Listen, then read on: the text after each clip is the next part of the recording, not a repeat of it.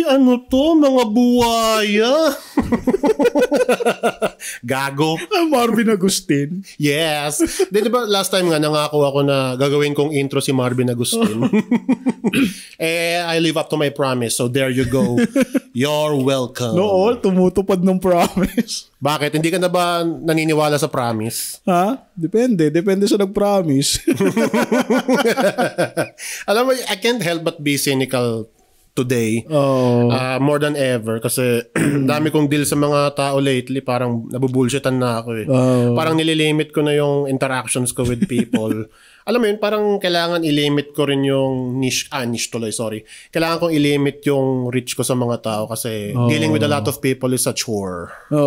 Nakapagod. I don't know if you would agree with me on that. Totally agree. Totally agree. Bakit? Nakakaumay din minsan makipag-usap. Lalo na sa work ko minsan, more on communication. May time na gusto mong mag-isa lang tapos manahimik lang ganun sa isang tabi. Ano pa? Tsaka yung burnout, nakaka-burnout din talaga. Yung interact sa mga tao. Nakaka-overwhelm din. Tsaka minsan stupid na rin kasi kailangan mo silang intindihin yung attitude nila, behaviors nila. Nakakaumay na rin. Parang gusto ko na lang ng peace. Kaya nga 'di ba pag sa friends din parang nililimit ko rin yung kakausapin ko eh. Ganun na ako katawag dito. Ganun na ako ka-secretive, kumbaga. Ganun na ako ka-limited sa interactions ko. Tsaka may nakita akong quote kaninang umaga, first step daw para magkaroon ng inner peace. Ano? Not my fucking problem. Hindi yun nga. Ang dami kasing annoying behavior ng mga tao na... recently. Yun nga, just recently lang, may mga biglang nawala sa communication, ganyan. Tapos napapaisip ako, what was wrong with me? And then I realized, wala namang problema sa akin, sila lang tuntanga. So leave them out, delete them from your life, and then move on. Parang... Tsaka pag tumatanda ka na talagang lilit at lilit yung circle of friends mo eh. And then stoic. I mean, it's not, that's not to say na kailangan tawag dito, mag-burn ka ng bridge. Hindi naman ganon. If they would want to communicate with us, with me, that's fine. Pero magano ka lang, mag-set ka lang ng boundaries. Yes, boundaries. Ganun lang. Yun nga, nagigets ko na rin yung iba kung bakit parang nababother sila sa mga taong nang go-ghost, ganyan. O kaya, pag may, alam mo yun, yung soft rejection. Tsaka, nobody deserves to be ghosted. Well, ghosting is really cruel. It's a horrible thing to do to someone. Ako nga, hindi ko kayang gawin yun eh. I would like to... I would let the person know that I can continue with the communication at least, ganun. Pero it's decent, be decent na lang sana. Be a good person. O nga naman. Don't be a piece of shit. Tsaka parang, ewan ko ba, pag tumatanda ka ba, lalo mong naiisip na parang yung humanity parang hopeless at some point or hopeless to some extent, ganun. Ako may ganung mindset. Paano? Yung araw, tayo na puro na lang internet mga bata ngayon. Bakit bang problema mo sa mga bata? Hindi mga bata, kung kahit naman matatanda eh. Puro internet na lang yung mga tao ngayon. Let me rephrase. Okay. Parang nagiging baliktad na yun. Noon ang internet parang escape mo sa real world. Ngayon yung real world na yung escape mo sa internet. Diba? Pwede. Ganun yung nangyayari ngayon eh. Aabot ka naman sa point na gano'n pag tingin mo overwhelming na yung pag-consume mo sa sa World Wide Web. Ganun, hahanapin mo naman yung nature. Hindi lang sa internet kahit naman yung sobrang toxic na environment. Yun nga I mean, given na yung work tapos diba? Yung dealing with the tawag dito mga relatives na ang hirap mag-deal with. Ganun. Tsaka mga taong mahirap kausap. Alam mo yun? Yeah. Nakakaumay. Putang ina. Gusto ko lang mag-isa minsan. Gusto ko lang katahimikan kahit isang araw lang. Yun nga. Alam mo, aabot ka rin talaga sa point na magiging cynical ka. Totoo. Tsaka yung mga nagfa-fault sa'yo na dahil nagiging cynical ka, I think hindi mo na sila dapat kausapin kasi there is a reason why nagiging cynical ang isang tao. Ako, I mean, it's really obvious na ako mismo. Cynical talaga ako. I mean, you could hear it in my voice. you could see it in me, the way I talk to you. Di ba? Tinatrash talk na nga kita lagi dito sa show na to, hindi mo pa napansin. Pansin naman, pero alam ko naman yung yung bullying sa hindi. Oo naman. Parang, hindi naman ako bully. Pero ganito lang kami sa podcast, nagagaguhan lang kami. Hindi, ginagago kita. Tanggapin mo. Huwag yung seryosohin yun. And then nga kasi, naalala ko dati kapag bitter ako sa isang bagay.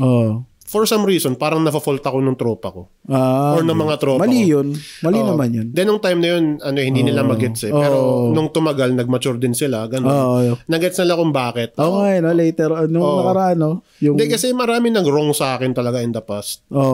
Tapos ako naman, mapapaisip ako, bakit ako ginanon? Anong ginawa ko? And then, naisip ko, anong ginawa mali? So, mag-move on na lang ako. Bit by bit, ganun. Tsaka, pag may bitter na isang tao, intindihin ninyo. Wag niyo sabihin na bitter ka lang, mag-move on ka na. Ang daling sabihin. Ng move on ka lang naman. Actually, yung move on, hindi naman yan totally pag nag-move on ka. As in, kinalimutan mo na eh. Oo naman. Nandun pa rin yung sakit, pero na-outgrow mo lang. Diba?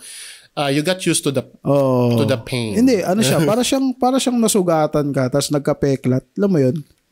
Yung, di ba, nung fresh yung sugat, kala mo, katapusan na ng mundo kasi sobrang sakit, nyan. No, pagkatagalan, pag nakikita mo yung peklat mo, tayo na hindi yakan ko tong sugat na to. Ang late lang pala. Parang ganun lang din yun eh. Then, time will tell. Time heals. Walang deadline sa pag-move on. Nakailang ka na ba? Nakailang beses ka na ba na minali? Or nirong? Maraming beses na. Sa work. Kahit sa work lang. Oo nga. Hindi lang naman sa pag-ibig eh. Kahit sa aspeto ng buhay. Di ba? Pero yung importante nun, accept mo, tapos move forward. Move forward. Minsan kasi questionin mo rin parang ano ba yung ginawa ko? Parang mali ba sa akin? Ano ba yung tingin nyo sa akin para maliin nyo ako ng gano'n? Tsaka anong ginawa ko to deserve this? Hindi, tsaka yung nga maglo-look back ka, gago yung kausap mo na yan gago yung tropa mo na yan Tapos marirealize mo, sila pala yung may mali. Sila pala yung may problema. Hindi, kasi you're dealing with sociopaths. O kaya mga psychopathic behaviors. I've dealt with narcissists before. So parang di na rin bago sa akin yung mga recent mga encounters ko sa tao. Oh my God, di lang isa, hindi lang dalawa. Ang dami kong talagang burn yung bridge. Kasi kailangan ko na. Kasi para din sa'yo para din sa sanity mo eh. Yun din eh. Tsaka you get to keep the best ones. Yes. The best of friends. The best circle of friends, ganyan.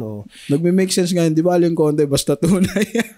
Oo nga eh. Parang nakakairita siya pakinggan. Pero ngayon marila siya, makes sense pala. Oo nga eh. Ang dami nga. Totoo bang nagsumusuport sa'yo yan? Diba? Ang dami nila. Sumusuporta ba talaga sa'yo? Ang dami nila. Talaga bang gusto ka nila? Diba? You just don't know with people sometimes. Dealing with fake people is hard. Pero getting through it is really... achievement. It's an achievement. Yes. Para kang nag-orgasm. Ganun. Tangina. Alam mo, nababother ako minsan sa mga sa behavior ng ibang tao sa kalsada lately. Kasi babay ka. Yun nga di ba? Hindi naman lingid sa kaalaman ng mga nakikinig if ever. Na madalas kasi nakakakita ako ng roadkill. Madalas yan ako nakikita ko pusa. Pusa, aso. Minsan daga pa nga. Nababother ako, tsaka I can't help but get pissed off. Kasi just recently lang, may nakita ako na akala ko parang grinded meat ng hayop. Pucha, pagtingin ko aso pala. Dinaan-daanan lang ng mga sasakyan. Kasi highway din kasi. Kasi highway yun eh. Mahirapan ka nga namang huminto bigla. Merong sasakyan sa likod mo. Hindi ka makakahinto for the poor animal to get. Tsaka may mga tao na trabaho linisin yun. Yun din, pero dapat may nagre-report. Nababother ako dun sa indifference nila dun sa hayop eh. Kasi tangina naman. Pwede nyo naman sigurong iwasan kaunti, di ba? Kasi parang out of respect na lang. Nung nakita ko yun, puta, nanlumo ako eh. Akala mo talagang obliterated yung aso. At isa pa yun sa reason na kinaka-burnout ko ngayon. Yung pag magkukommute ako, tapos makakita ako ng kumpol ng motor na nasa kabilang lane. Kasi nagre-ready na sila para mag-counterflow. Nawa paano ako, puta ng bansa to. Oo nga. Alam mo, hindi ko maintindihan. Dati nireklamo ko na rin to sa show na to eh. Pero bakit ba sobrang takaw natin sa kalsada? Lahat tayo nagmamadali. Hindi talaga nagbabago eh. I mean, for the next 100 years, ganun pa rin. Ganun pa rin sistema. Change. Tsaka, yung talaga nung nakita ko yung aso na yun, para talaga siyang nasabugan. As in, siguro malaki nakasagasa sa kanya, no? I think it's a van. Yun lang. Well, kahit naman hindi van eh. Para talaga siyang minced meat. Ganun. Hindi, nadurog na lang yun kakadaan-daan ng ibang sasakyan. Alam mo, worst kasi doon, nadurog yung ulo. Ayun yun. Nakilala ko lang na aso dahil doon sa buntot eh. Tanginang yun. Tapos meron pa nga nakita yung nasa gilid naman ng ng highway. Nagbabike ako na daanan ko. Akala ko tulog na aso, tapos nakita ko, parang nangisay na, tapos kalahati ng katawan niya nasa loob ng sako. Siguro yun? Tinapon. Hindi, siguro may nagmagandang loob na tinabi. Iligpit siya, ganun. Ay nako, people piss me off lately. Oh my God. Parang, parang siguro, feeling ko pag tungtong ko na 60 or 70, ako na lang mag-isa tapos meron na lang akong pusa o kaya aso. Ayoko na magpamilya. People are coming to terms with that. Parang tanggap na eh. Lalo na yung mga millennial. Kahit mga Gen Z rin, ganun din mag-isip eh. Actually, mga Gen Z ngayon, mura na sila eh. As in, aggressive sila pagdating sa career nila eh. As in, gusto nila yung the best. Yun yung, nga eh. Yun yung dapat matutunan natin sa mga Gen Z. Yun nga, alam ko, ilang beses ko na sinabi to eh, pero we're sorry. Kasi tinatrash talk namin dati yung mga Gen Z, pero may mali lang. May mali rin kami. Mga old fart kami na walang sense nung nakaraan. So, may mali kaming take. We apologize. Lalo ka na prank. Bakit? Di mo ba na-realize dati lagi mo silang tinitira? Ba't ganun yung mga Gen Z? Yung pangit ng suot. Damit lang naman eh. Cringy lang. Pero feel nila yun eh. Go ahead. Pero yung behavior nila, pero ngayon accepted na eh. Tsaka sila, mas mas sila, alam nila worth nila. Ganun yung kagandahan sa Gen Z ngayon. Yun nga eh. Matagal na nauso to eh. Mga plantita. Fur mom, fur dad. Tinan mo naman yung status ng world ngayon, di ba? May isip mo pa ba yun? Pero kung may nagpo-proceed pa rin sa having their own families, starting their own families, go for it. If you can. Kanya-kanyang preference lang. Yun nga eh. Pero ako, at this point, parang, just live the life. Parang gano'n na lang. Parang enjoy mo na lang. Kasi pag pinipressure mo sarili mo, iniisip mo palagi araw-araw yan, anong mararating mo? Wala. Totoo. You're just stuck in your head. You just can't move on. Agree. Yeah, dude. Ang ingay ng ubo mo Sorry naman. Ako rin naman eh. Tangina na nagkakaplema lagi ako pag nagkakape ako. Matamis eh. Nga, may sugar kasi. Anyway. Ay, nabalitaan mo ba yung sa yung may nangyayari sa Instagram lately na mga creepy profiles? Wala. Pero may nakikita minsan pag mindless scrolling ako sa Instagram, nakakita ko ng mga creepy videos. Paano creepy? Tapos lahat ng peke, alam mo yun? Yung mga, may skinwalker daw dun sa tapat ng bahay nila. Yung fucking skinwalkers na yan. Tayo gusto ko makakita ng actual na ganyan. Hindi, ito pwede nyo i-research to Recently ko lang nalaman to eh. Si Smart Schoolboy 9. Yun? Sa Instagram? Sa Instagram. Pero pwede mo siyang i-search na lang sa YouTube kasi may mga documentary na tungkol sa kanya. Ano siya? Content creator? O? Well, he is a really he's a really problematic figure. Talaga? Hindi kasi ito yung ginagawa niya. Ito na lang, umpisahan ko dito. He's a 59-year-old man according to the research, no.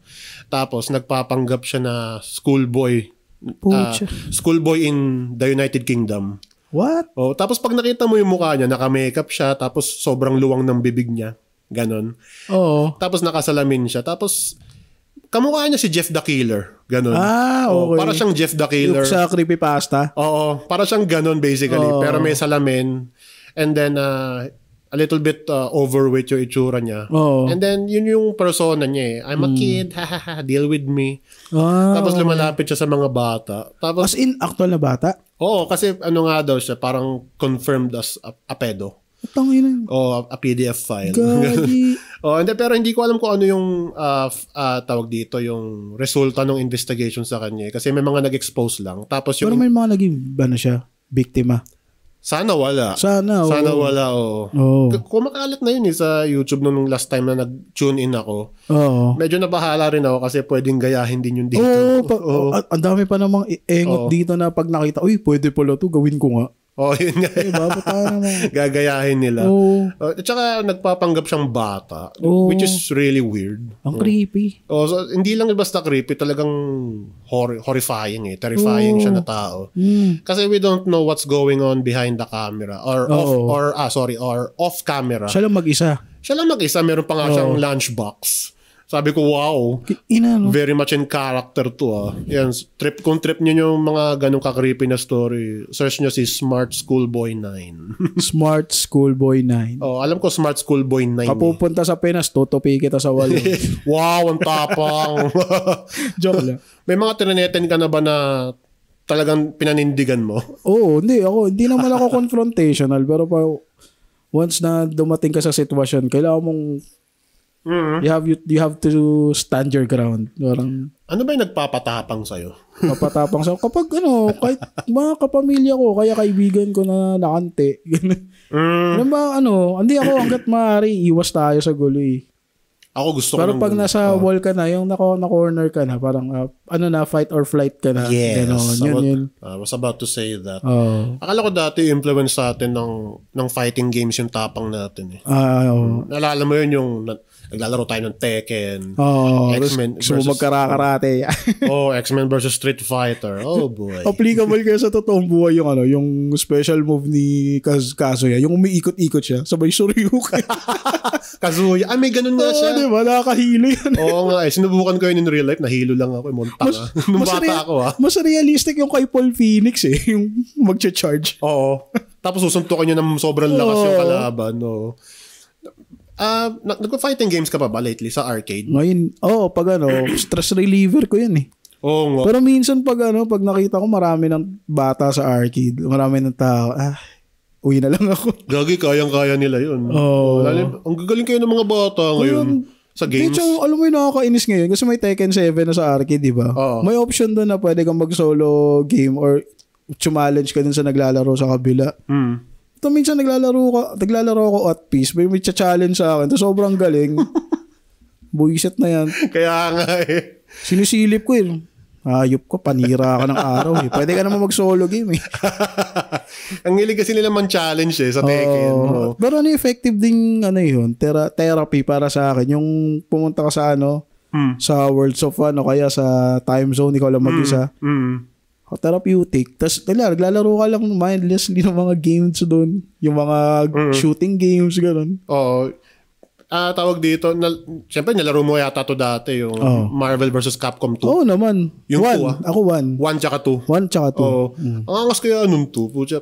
Parang meron talaga kayong may community kayo eh. Halimbawa doon sa World of Fun or Time Zone. Mangyayari, magkakaroon kayo ng tropahan. May kilala na, huwag yan, mamaya na, malupit yan.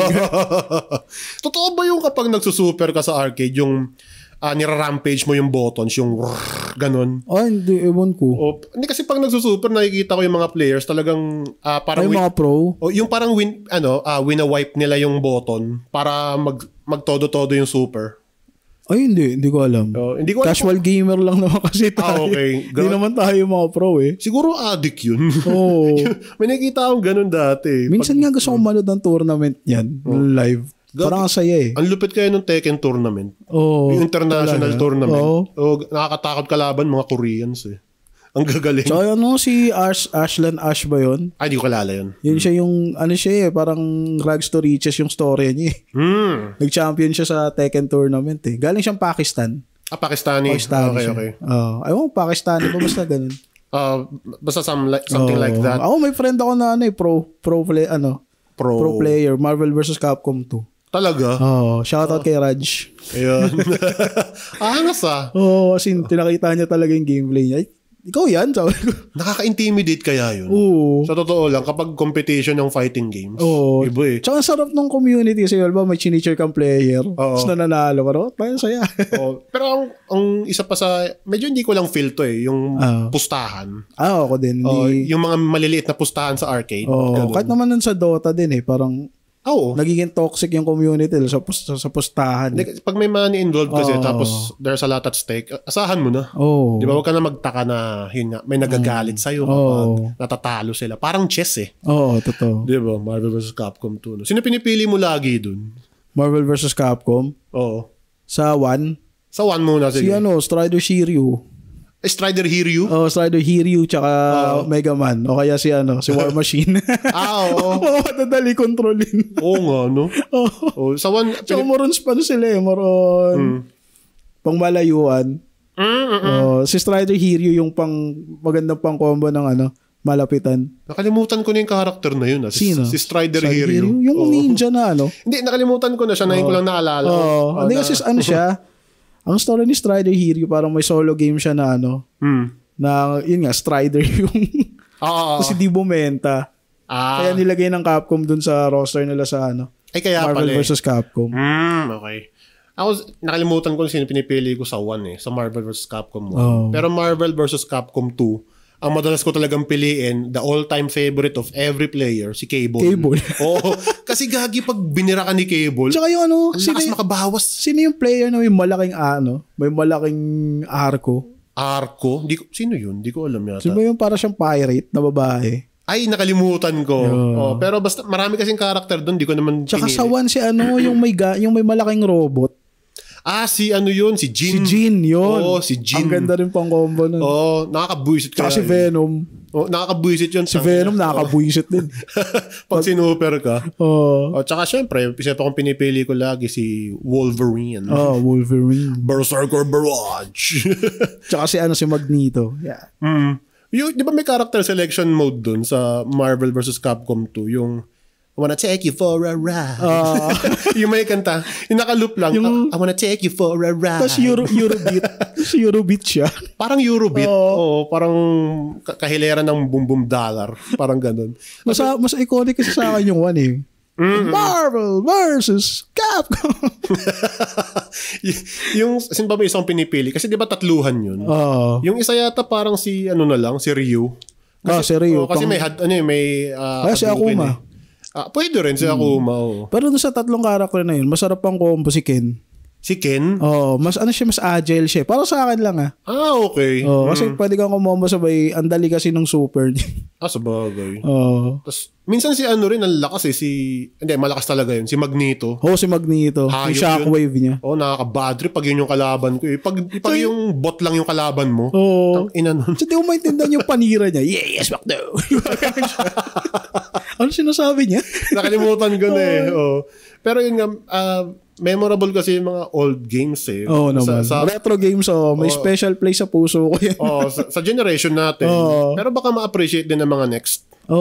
May mga naglalaro ngayon na mga Gen Z ganun. Mga beat-up games. Sa bagay, kasi mahilig sila mag-look back mag-throwback. Recent nga ni-release ng Capcom, parang fighting collection. Marvel vs. Capcom, Marvel vs. Street Fighter.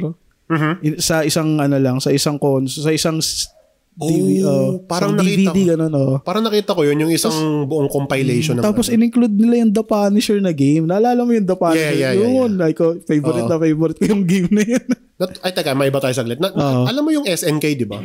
Naman. Natuwa ka ba dun? King of Fighters? Of course. Samurai Showdown. Okay. Hinalikan mo yung mic ka. Nasubsob lang. Pag mo i-kiss yung mic, i-kiss ka rin nun. Gag. SNK, Samurai Showdown. Yung SNK. Tapos, yung, tawag dito, yung Street Fighter 6 yata yun. Tama ba?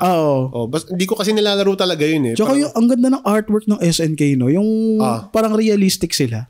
Anime kasi talaga yun pero papunta na sa realism. Ang galing eh. Pero hindi ko siya masyadong natripan, to be honest. Yung moves kasi. Yung move list.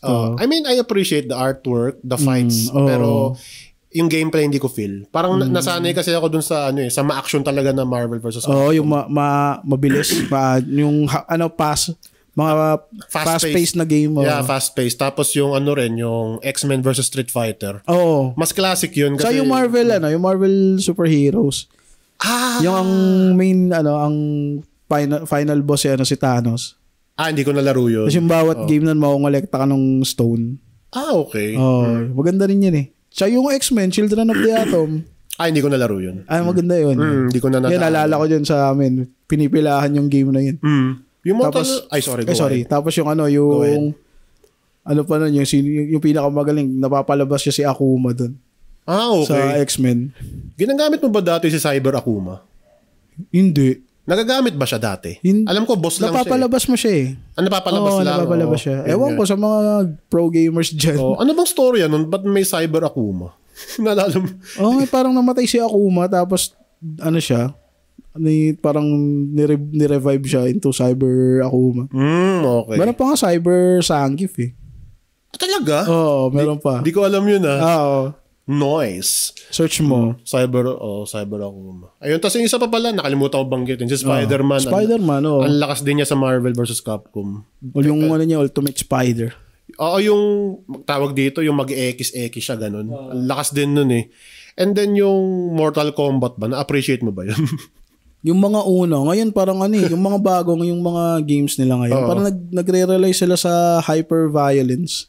Yun nga eh, parang sa ultra-violent na fatality, parang doon na lang sila nagre-rely. I'm not asking for realism. I'm not asking for realism sa Mortal Kombat, pero for me, nagiging na siya, cartoony. Nagiging comical na.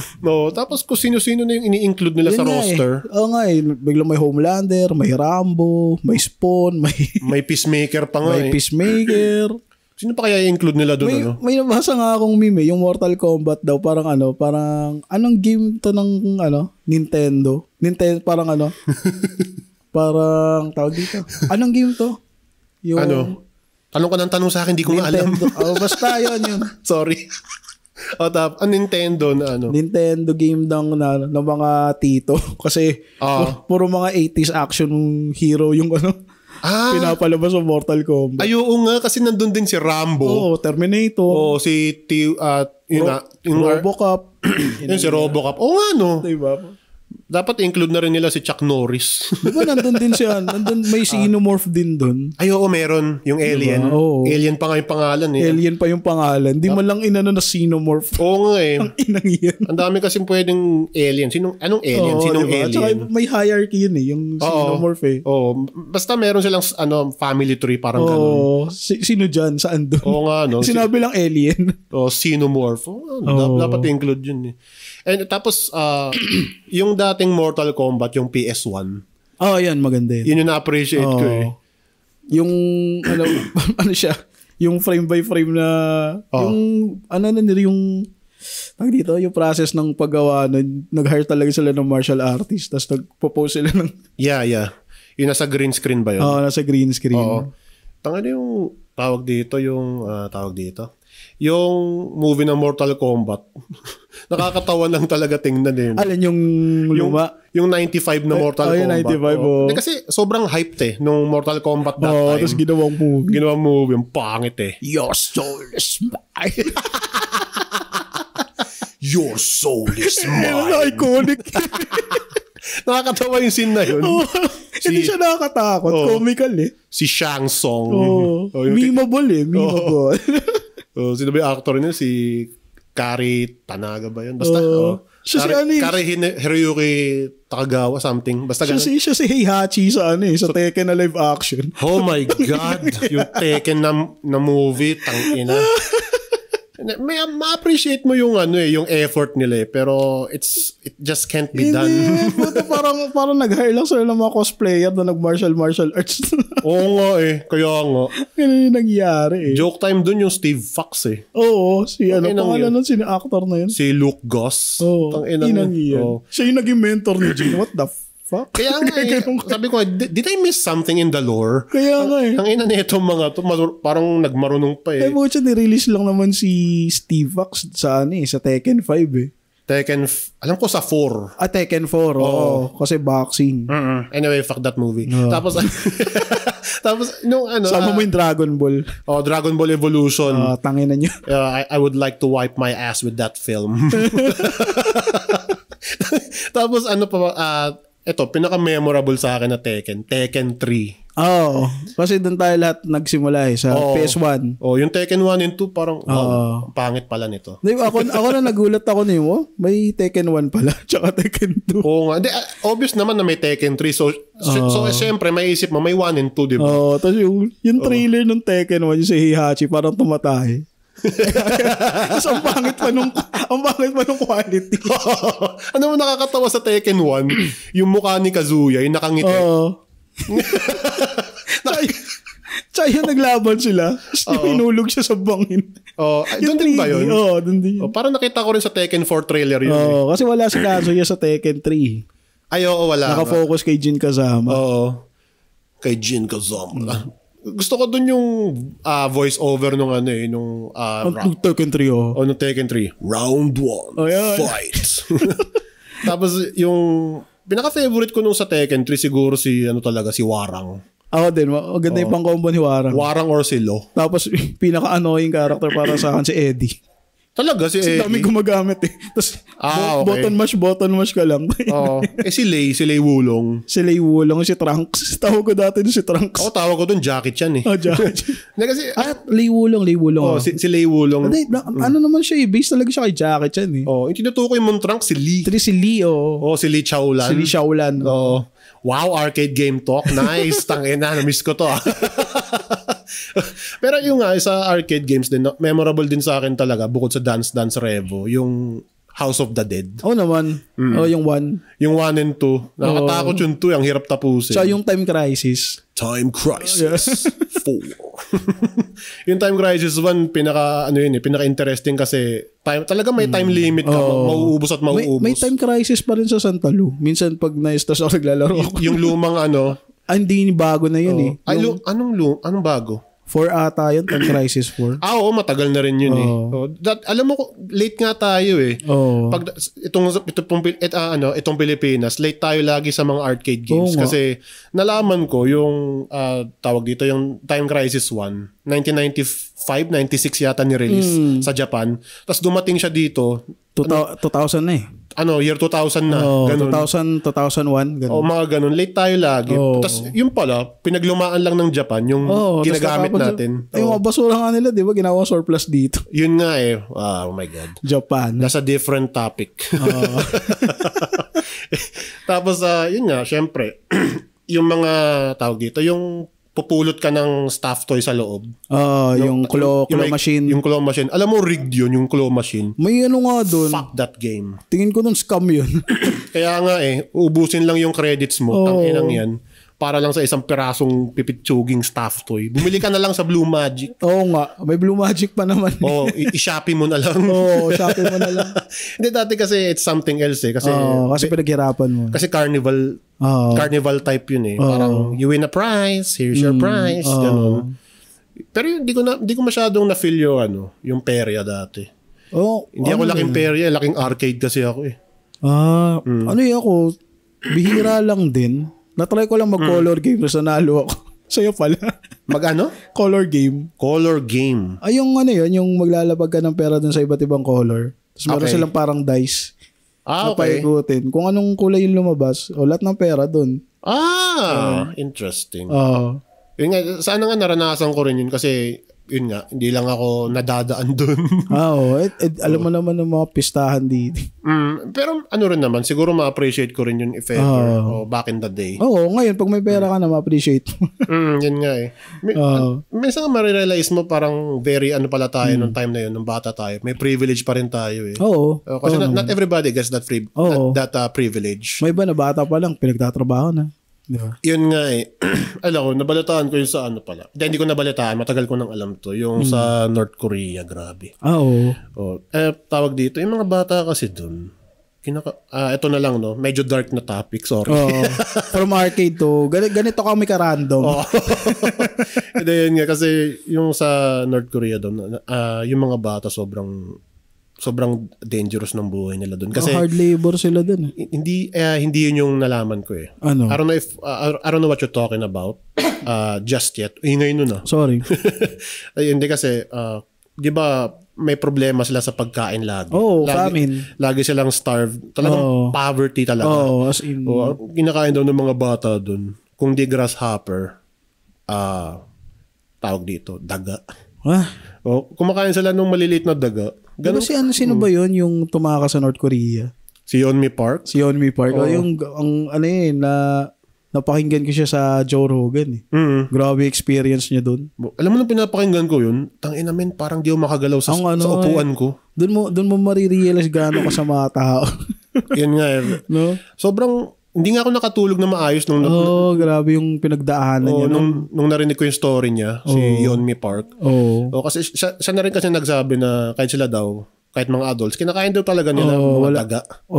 Tapos ang tindi pa nun. Isa nag-resort sila sa cannibalism kasi wala na silang makain. Ewan ko lang ko siya nagkwento nito eh. Pero, di ba dun sa Pyongyang ata yun, sa North Korea, di ba meron dun mga kalsada na parang deserted. Maglalakad ka lang daw dun, bigla ka makikita na pile of bodies. Talagang stacked on each other. Grabe, no? Hindi ko alam kung ano yung cause of death. Pero siguro starvation yun. Gutom. Ang lala eh. Kaya nga, di ba, kung minsan may reklamo ko sa buhay, pakinggan mo yung story ng mga defectors ng North Korea. Doon mo na malalaman na, oh my God. Tsaka ang ganda ng ang ganda ng program ng South Korea. Halimbawa may nag-defect sa North Korea. Kinukup-kup agad nila tapos ine-educate nila what really happened. Kasi sobrang brainwash sila kay Kim Jong-un. Kay Kim Il-sung, Kim Jong-il. Nakita mo ba yung yung backstory ni Kim Jong-il? Baby pa lang daw siya, marunong na siya mag-calculus. Ganun sila inuuto. Diba? Kasi brainwashing talaga at its worst eh. Kasi ang problema kasi sa kanila, meron silang God complex. Yun. God complex. Nagsimula lang naman to nung occupation ng Soviet Union sa North. Sa North, tapos yung USA sa South. Sa South, nahati sila. Kaya yung mga ideas, yung beliefs, yung basically yata yung culture, inadapt nung North tsaka South. Tapos ito namang North Korea, parang nanatili na lang dun sa moment na yun. Parang Soviet style. Parang hindi sila nag-progress. Ganun nga. Alam mo, gaano kalala doon? Tangina lagi nagba-blackout. Limited supply of electricity. Tapos yung mga leader nila, sobrang sarap ng buhay. Nagiinom, nagkakakain. Treat like kings. Para silang mga hari. Tsaka yung yung soldiers nila pala doon, yung mga babae. Alam mo ba yung tawag dito, yung pleasure squad? Sila yung president daw merong tinatawag na pleasure squad. Yun nga. Tapos pleasure squad pangal. Ang masagawa kasi doon, parang pag female soldier ka, wala kang choice kung hindi wala, part ng trabaho mo yun. If you're an army, if you're a member of the army, of the North Korean army, and you're a female, you're doomed. Matik ka. Matik part ka ng Pleasure Squad. Alam mo, basically, if you're... parang pwedeng pangalan ng banda, no? Pleasure Squad. Medyo, medyo sensual yung pleasure na word eh. Tangin ng word yung pleasure. Kami nga po pala yung bandang Pleasure Squad. First song namin, I Love You, Kim Jong. I Love You, Kim Jong-un. Gago. And then, yun nga, kasi, yung structure kasi nila dun talaga, yung establishments nila, sobrang weak. Dystopian eh. Talagang nightmare. Ano nga, ang tingin ko nga, if you're born in North Korea, you're doomed. You're dead. You're born dead. Parang sa Palestine. And then, yun nga, sa sa mga leaders kasi nila, I don't know what's going on in their head. Sa totoo lang, bakit kailangan nilang... Yung mga psychopath sila. Bakit kailangan i-oppress mo yung mga tao? Hindi. Yun nga, God complex eh. Parang tingin nila sa akin, Diyos, so kahit anong gawin ko. Alam mo yung craziest thing about North Korea is ganito. Halimbawa, ikaw, you have a family of your own. You're living in this one small house. You're required to have the portrait of the leaders. Totoo yan. Si Kim Jong-il and Kim Jong-un. Yes. Dalawa. Ang alam ko, dalawa lang eh. Tapos, if may pumasok na officer or any official ng North Korean government. Tapos nakita na wala kang ganun. Hindi. Pag nakita na yung portrait mo ng dalawang leaders na yon, madumi, may alikabok, huhulihin ka. No? Tapos kasalanan ng buong angkan mo yun. Grabe, no? Magsasuffer kayong lahat. Generational punishment. Collective punishment. Ganun ka-crazy. Grabe, no? Tangina nga nun eh. Alam mo, it's so much to unpack yung North Korea eh. Di ba may, Di ba may foreigner silang kinulong dun, tapos inuwi sa US, patay na? Ay, hindi ko alam yun. Yung parang nagano lang siya, kumuha lang siya ng portrait ni Kim Jong-un. Kalimutan ko yung pangalan, search na lang natin. Souvenir? Parang gano'n nangyari. Tapos kinulong siya, tinrial siya ng matagal. Wow. Tapos later on, parang mystery nga yung pagkamatay niya. Kasi bigla na lang siya namatay. Crazy. Due to natural causes daw. Bullshit yun. Ayun. Assassinated yun. Pero alam mo yung isa pang crazy na hard labor daw yan yung punishment sa kanya. Okay. Baka namatay sa exhaustion. Starvation tsaka hard labor. Exhaustion. Siguro. Pagod. Alam mo ba tong kwento na to, yung kapatid ni Kim Jong-un? Inassassinate sa Malaysia. Yung mga nagpanggap na hooker. Si Kim Jong-nam. Si Kim Jong-nam. Sa airport pa lang yun eh. Meron pala silang poison sa kamay nila. Hindi nila alam na poison. Tapos, di ba parang nag-play sila ng prank. Tinakpan nila yung mata. Tapos tapos syempre naamoy niya yung poison. After a few minutes lang, namatay siya dun sa airport to. Gago. Sobrang lupit. Parang mga hooker yung lumapit sa kanya na yun, di ba? Hindi naman hooker. Mga babae. Hindi, lang sila, para silang actress. Yun yung pangako sa kanila nung mga spy. Tapos, yun yung taong yun. Sige, yun yung target nyo. I-prank ninyo. Takpan nyo yung mukha. Huwag lupit. Parang ang lupit eh, no? Gagi, talaga yun. Very psychopathic behavior yun. Nakatakot. Very psychotic. The whole thing is psychotic. Nung narinig ko nga napanood ko yung documentary na yun eh. Dati. Anong title ng docu? Tawag dito. I forgot. Sorry. Nakalimutan ko. Pero yun nga. Sa description na lang. Nakalimutan ko yung title, sorry. Pero yun nga, yun yung assassination ni Kim Jong-nam. Nabalita dati yun eh. Nung 2018, 2017? 2018. Mga ganun. Tapos sabi ko, wow, you don't have to deal with these people anymore. Pero, ang sabi naman daw nila, tinatry daw ng North Korea na mag-progress a bit. Di ba gumagawa, parang nababalitaan ko recent, nakikipag-communicate na sila sa South Korea. Yun yung huli kong balita. Pero kasi heavily reliant sila daw sa China eh. Yun lang. Best friend nila yung China. So pinapakaan sila ng China. Yung government lang. Yung government. Kasi ang sabi ni Yeonmi Park, yung defector nga, yung relationship daw ng China and North Korea parang lips and teeth. It can't coexist without the other. Ganun. Sabi ko, ayos yung analogy na yun. Galing eh, no? Ganun siya ka-articulate. Wise lady. Pakinggan ko nga uli yun. Nga. Pero ayoko nang pakinggan yung podcast na yun ulit. Kasi ang dark eh. Ang dark eh. Parang nahirapan ako makatulog. Sabi ko, wow. Sa Goosebumps eh, no? Buong yung ilang oras na podcast na yun. 2 to 3 hours yata. Nightmarish yung mga kwento niya. So, what the hell? Walang moment. Pagkakatanda ko. Walang light moment sa episode na yun eh. Tsaka pag tatakas ka daw ng North Korea, dadaan ka talagang China. Dadaan ka talagang China. Minsan may makakatakas kaya papuntang south, dun sa demilitarized zone. Depende. Yung dalawang guard yung magkatapat. North tsaka south. Ang kulit no?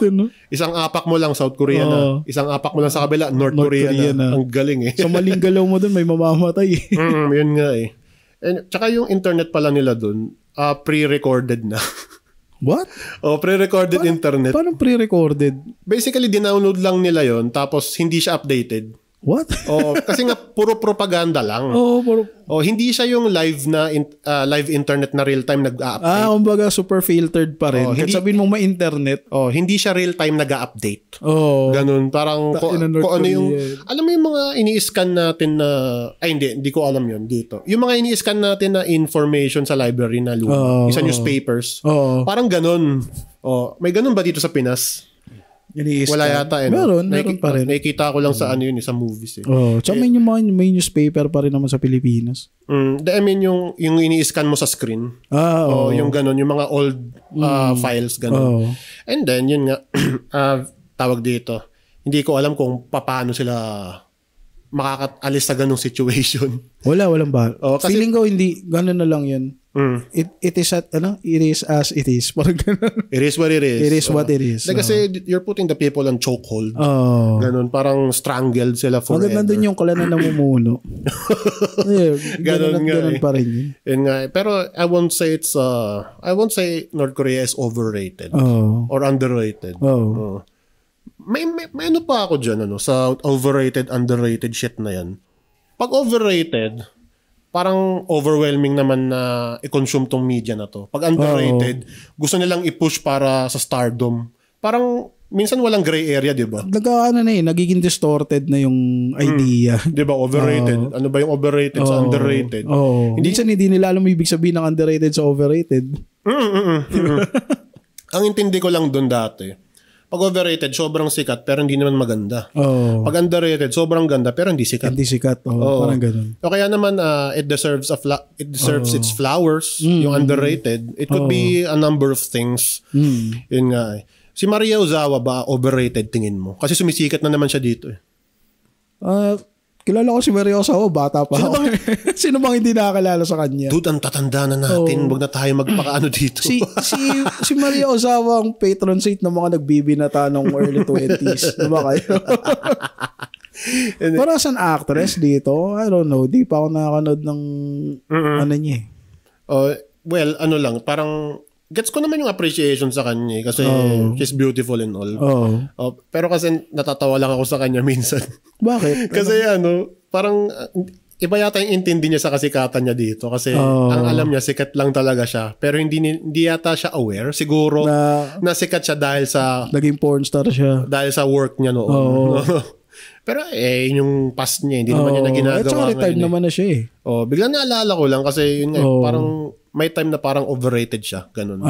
Okay. May mga movie siya dito na na meron, 'di ba? So. Wala, di ko naman napanonood eh. Tsaka ako lang ba? Pero hindi mo kan Japanese si Maria Ozawa. Hindi kasi siya parang may lahi ata siyang foreigner. May lahi siyang white, ganun. Ewan ko. Parang half Brazilian yung tingin ko parang ganun yun. Parang Japanese. Parang may siya, parang may Western features. May Western blood. Sige, uminom ka na. Alam ko, inom ka na eh. Inalalamunan to. Yun nga, nagkakaplema nga ako lately. Dahil doon sa sugar. Ayun. Okay. Yun nga. Tapos, yun nga, hindi ko lang maintindihan masyado kung bakit masyado nilang parang nilalagay sa pedestal. Si Maria Ozawa. Nothing against her or her work, no. It is what it is. Parang natutuwa lang siguro yung ibang Pinoy na ina-acknowledge niya yung Filipino culture, ganun. Accepted siya dito, ganun. Tsaka mahal niya yung Pinas, tingin ko. Di ba gusto nga tayo mag-asawa ng Pinoy? Frank, ano pang hinihintay mo? Punta na, Bakit ba pag may binabanggit akong halimbawa related sa porn or porn star, parang naasiwa ka? Paano naasiwa? Kanina para ka nagsusquirm na eh. Paano squirm? Parang ganun. Hindi. Hindi naalala ko lang, hindi naman doon sa sinabi mo. Pero kasi pag sinabi mong Maria Ozawa, di ba? Porn star. I mean, is it unfair kapag nakilala ka lang as that person? Yun ang mali sa ibang tao. Kasi parang napansin ko nga sa Pilipino ganito no. Probably sa ibang bansa rin syempre. Kapag nakilala ka as a Viva Max actress or a porn star, di ba? Parang meron silang right bastos-bastusin ka sa comment section o kaya sa yung mga walang person. Mga hindi nag-iisip mag-comment. Alam mo yun? Hindi alam yung konsepto ng click before you think before you click. Yun. They don't think. They just click. Hindi, yung iba kasi tingin ko sa mga sa mga artist sa Viva Max, parang stepping stone nila yan eh. Tapos pag nag-improve sila, di ba, try sila ng mga iba pang role. Parang sa atin sa artist, di ba, sa pagdodrawing, sa art, di ba? Well, ang para sa akin naman kasi, hindi kasi malawak pang unawa ng marami. Marami talaga dito, tanga. Totoo to. Hindi talaga malawak pang unawa ng nakararami. Marami dito more on tolerate than acceptance. Sa Pilipinas, hindi talaga malawak pang unawa. Ang nakakalungkot lang kasi, parang forever nang ganun. Kasi, ewan ko, it has something to do with religion, I guess. Pero, mga palasimba, pero lakas mag-judge. Di na bago yan. Maraming ganun. Di na bago yan. I would accept someone who is a heretic. Pero hindi nang judge. Than someone who's really religious pero super judgmental. Super judgmental. Ay, puro tato. Yikes, puro tato. Di ka pa pumunta sa langit. Yun nga. Nakita mo ba yung video ng isang lalaki na galit sa mga babaeng may tato? Ay, oo, gagi. Tatawa ko pag nagsasalita siya. Kayong mga babaeng may tato, wala kayong kwinta. Naisip, siguro binasted to ng may tattoo. No? Kaya galit na galit. Yun lang naman yung main reason, tingin ko eh. Meron malamang type niya yung mga babaeng may tats, pero binasted siya nung isa sa mga yun. Para siya jologs tignan kasi. Hindi, alam mo, hindi ko alam kung anong game nung lalaki na yun. Hindi, siguro gusto, parang rage bait. Pwede. Rage bait. Kasi diba, yun naman, parang magka-cloud ka dito, tirahin mo yung tattoo community. Kasi sobrang reactive din ng ibang may tattoo eh. Parang... Hindi kasi natatapakan yung yung identity din nila siguro. Ganun. Or yun nga, pagiging tao lang nila. Wala namang basagan ng trip pero ang tanga ng lalaki na yun. Sino ka man kuya? Sana lumunok ka ng tissue. Sana magka-jowa ka na tapos wag ka na mag-Facebook. Wag ka na iwas-iwas sa social media ha. Yun yung hindi ko maintindihan bitterness talaga. Nireport ko yung page niyo. Ay, gago. Kamusta? Wala naman. Ewan ko lang. Kasi may tattoo page na nagsabi, ito yung profile niya. Report nyo na. Nireport ko. Kaysa naman patulang kita sa comment section, report na lang kitang hayop. Minsan tumatalab yun kasi hateful. Hate speech. Nilagay ko hate speech. Hateful content, hateful speech nga, no? Yun nga. Kung lumunok ka na lang ng tissue. Nag-wonder ka ba kung bakit particularly sa US, laging tissue gamit nila sa panglinis? Yun yung siguro yung kultura nila. Yun yung nakasanayan nila. Hindi tulad sa atin kasi tayo nung mga dating Pinoy, di ba? Hugas talaga. Oo. Yung sa tabi ng ilog talaga so yung mga panahon pa ng Kastila. Yun yung root? Yun yung root eh. Wow. So wala tayong plumbing system pa nung time na yan eh. Anong tawag mo dun sa gumagamit ng bidet? Sige nga daw. Ngayon? Oo. Tayo gumagamit tayo ng bidet, di ba? Sila rin alam ko meron pero limited yung gumagamit kasi ito yung bukod tanging nakita kong result sa research ko tungkol dyan. Kung bakit yung US mostly gumagamit sila ng toilet paper or tissue paper. Wet wipes. Or to wipe their ass. Ito kasi yan, may mga naglalabi na mga companies ng tissue para ito lang yung gamitin ninyo, huwag kayong magbibidet. Kasi if you take a look at other countries, particularly France, gumagamit sila ng bidet. Dito gumagamit tayo ng bidet, di ba? Tabo. Tsaka gagi, tingin mo ba very comfortable gamitin yung toilet paper sa puwet? Di ba hindi? Ayoko, ang pangit sa pakiramdam. Na-try ko yan parang may parang pa rin. Parang di ka naghugas. Ang pangit ka sa pakiramdam nun, yung toilet paper. Tangina, pupunas mo sa wet packs mo, kadiri. Yikes. Parang ini-smudge mo yung tae dun. Parang kinalat mo lang. Tsaka makakailang punas ka dun, tingin mo madedekwat lahat yun. Yan ang usapan ng salty regulars. Diba? From arcade to North Korea, biglang tamang pagpunas ng puwet. Very random lang naman talaga eh. Ganun naman talaga mag-podcast eh. Minsan nare-realize ko, tangin ang usapan to, a roller coaster. Nalala mo dati, sobrang natin sa topic na dapat may pag-usapan tayo ngayon. Ngayon nga habang tumatagal kung ano na lumalabas sa bibig natin. Ganun talaga eh, kasi your brain keeps on working. Yes. Mag-spit ka lang ng bars mo. Nakalain mo na episode na tayo. Huwag mo bilangin. Binibilang mo eh. Pinagalitan. Goal ko episode 1,000. Hindi, pero yun nga, hindi ko maintindihan kung bakit yun nga, ginagamit pa rin nila yung toilet paper. Yun nga, kasi may naglalabi raw. Paano labi? As in talagang, huwag kayong magbibiday, ito lang talaga yung gamitin nyo. Hindi kasi basically, kapag naglalabi ka, company ka, lalabi mo yung mga lawmakers, let's say. Imamanipulate mo yung law to your favor. Parang siguro magbabribe ka, ganun, or give them some gifts para mag-favor sa company mo na ito lang yung gagamitin ng masa, ganun. Maraming procedure sa lobbying. Pwedeng i-controlin mo yung narrative, ganun. Yun nga, yun yung basically yung lobbying. You manipulate the system to your favor. Ganun lang siya. Yun lang naman yung intindi ko eh. Anyway, sa Japan nga may malupit na bidet dun eh. Oo. Yung pagkatapos mong jumid, sabi lang sa akin to. Madidetect, uy, tapos na siya. Tapos biglang may tubig na titira sa puwet mo. Ganun. Sorry, ang pangit ng term. Hindi, yun lang yung best description ko eh. That's the best way. Bila lang mag-shoot ng tubig sa ano. Direkta dun sa bum hole mo. Tapos sobrang fresh nung pakiramdam. Talaga? Oo. Gusto ko nga makapunta ng Japan, ma-experience lang. Sana makapunta tayo. Sabi nung kapatid ko, maganda daw talaga sa Japan. Very very disciplined, very clean, and very professional ng mga tao. Parang gusto mo na lang tumira doon. Pero yun nga, it comes with its pros and cons. Lahat naman ng country may pros and cons. Maliban sa North Korea. May advantage. lahat cons. Tsaka yung 7-Eleven nila doon, pwede ka nalang mag-lunch doon eh. Talaga. Maganda yung menu, yun yung ibig ko sabihin. Yung 7-Eleven natin dito, puro chicken lang. Ano yung sisig nila na pahirapan buksan eh. Only mask, only tape eh. Gutom ka na, kinukut-kut mo pa rin yung tape. Natatawa ako dun sa nila eh, yung ang tawag nila dun dog food. Ayun. Yung parang pinahid lang dun sa kanin na karne. Parang wow ulam mo, mas malala pa sa wow ulam. Parang siyang bagoong. Buti wow ulam, natikman mo yun? Hindi, ayoko. Hindi, parang kahit aso, di kakainin. Nung pandemic, yan yung mga ayuda nila. Ganun. Yun nga. Doon kasi sa 7-Eleven ng Japan, may sushi talaga na malupit. Siyempre, sa kanila galing yun eh. Tsaka, yun nga, very polite yung mga tao. Talagang tutulungan kanila however they can. Pero naman ganun dito. Pero bihira eh. Sana pag lumaki na tong podcast na to. I don't know.